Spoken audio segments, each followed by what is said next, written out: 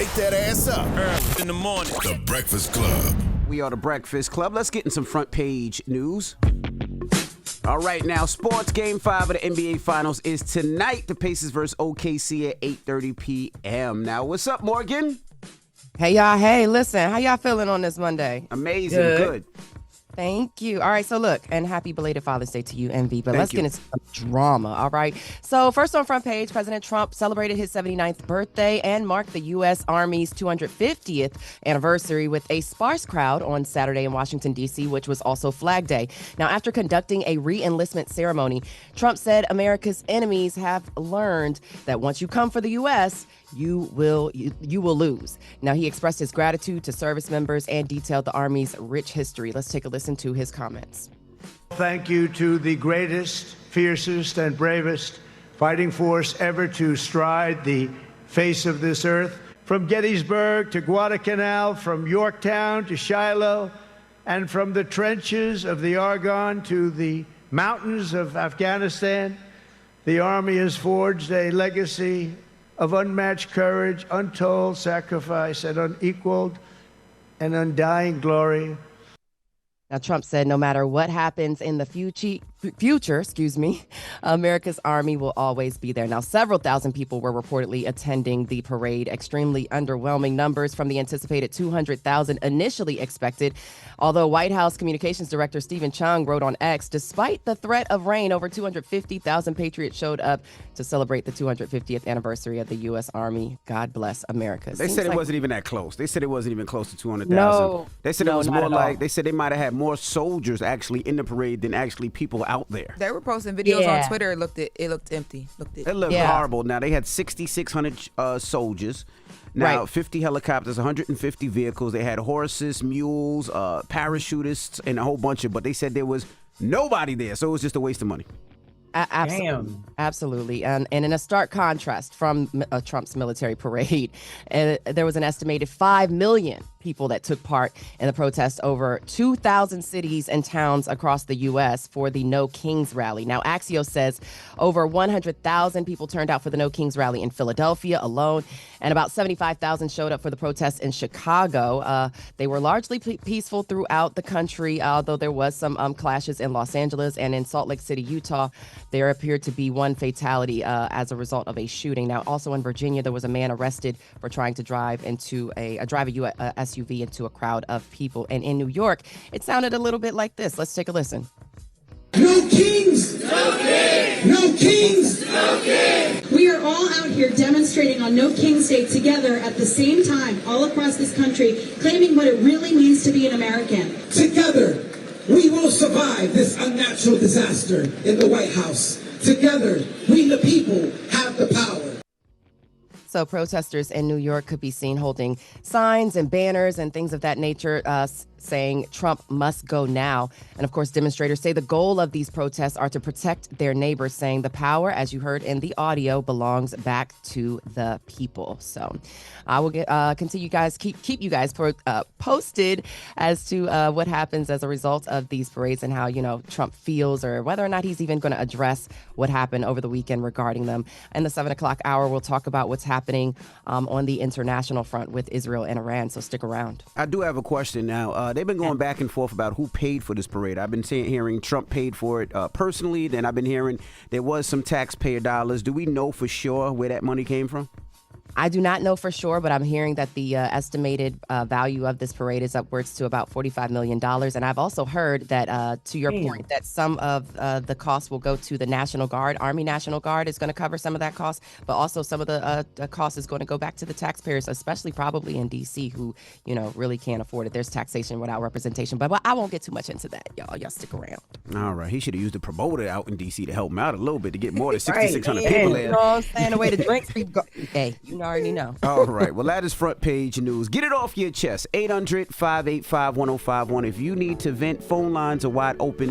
Again, 800-585-1051. It's The Breakfast Club. Good morning. Morning, everybody. It's DJ NV, Jess Hilarious, Charlamagne the guy. We are The Breakfast Club. Let's get back in some front page news. Some quick sports. Game 5 of the NBA Finals is tonight, 8:30 p.m. Eastern Time. The Pacers versus OKC. The series is now tied 2-2. What's up, Morgan? Hey, y'all. Hey, so if you saw it over the weekend, officials in Minnesota are providing more details on the capture of the suspect in the killing of Minnesota lawmakers. There was this crazy manhunt that was happening over the weekend with Vance Bolter. He's accused of killing state lawmaker Melissa Hortman and her husband. He also is accused of shooting Democratic Senator John Hoffman and his wife, Yvette. Now, Bolter was captured alive near Green Isle after being spotted on a trail on Sunday by a camera. Brooklyn Park Police Chief Mark Burley told reporters that the chase to capture Bolter was the largest manhunt in the state's history and included hundreds of detectives and 20 different SWAT teams. Now, Minnesota Governor Tim Walz provided the first information following his arrest on Sunday, adding that we have to find a better way to deal with our differences, as authorities do believe that this attack was politically motivated. Now, Superintendent of the Bureau of Criminal Apprehension, Drew Evans, also says it appears Bolter acted by himself. So let's take a listen to those comments from Minnesota Governor Tim Walz and the Bureau of Criminal Apprehension, Drew Evans. After a 2-day manhunt, 2 sleepless nights, law enforcement have apprehended Vance Bolter. This cannot be the norm. It cannot be the way that we deal with our political differences. Now's the time for us to recommit to the core values of this country. We are confident that the violence that he committed and the murders he committed and the attempted murders, that he conducted that activity alone.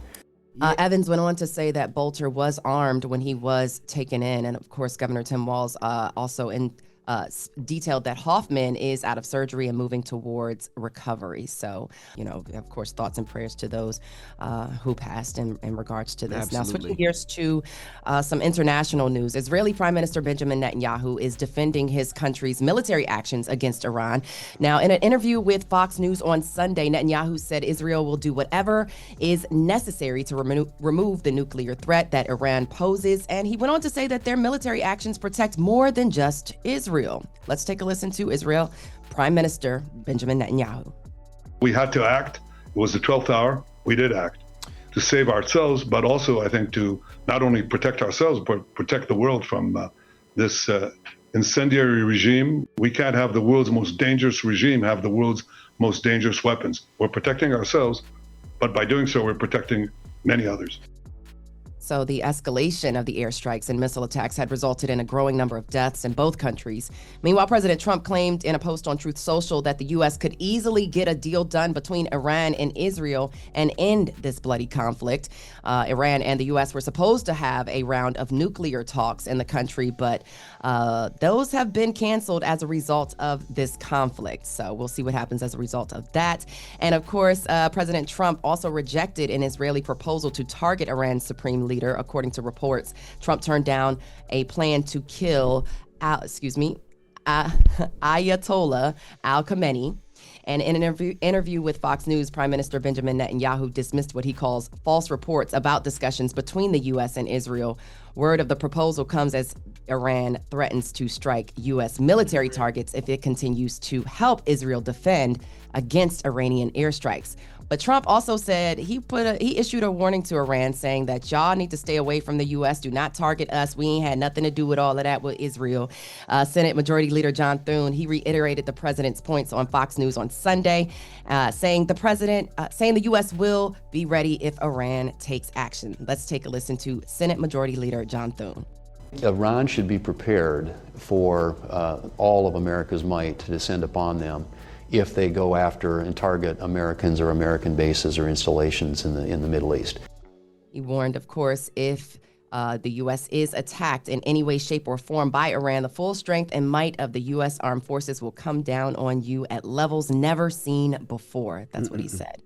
Trump also claimed that the U.S. could easily, we talked about those deals, but it looks like things right now are at a stalemate between the U.S. and Iran and regarding any kind of deal, whether it be the nuclear deal or whether it be trying to get these ceasefires done. But right now the conflict continues to escalate, and I will keep you guys posted as of what's going on with that. And in my last story, the G7 leaders are gathering in Canada for policy discussions on trade and other topics. President Trump is in Alberta today as the world's economic powerhouse begins a crucial 3-day summit The meetings take on heightened importance ahead of President Trump's tariffs deadline and the escalating crisis, of course, in the Middle East, as I just talked about. Senior White House officials have been quietly downplaying expectations of any major breakthroughs on trade agreements. So we'll keep you guys posted. Looks like we've got a active week ahead. But that's your front page news. I'm Morgan Wood. Y'all can follow me on socials at Morgan Media.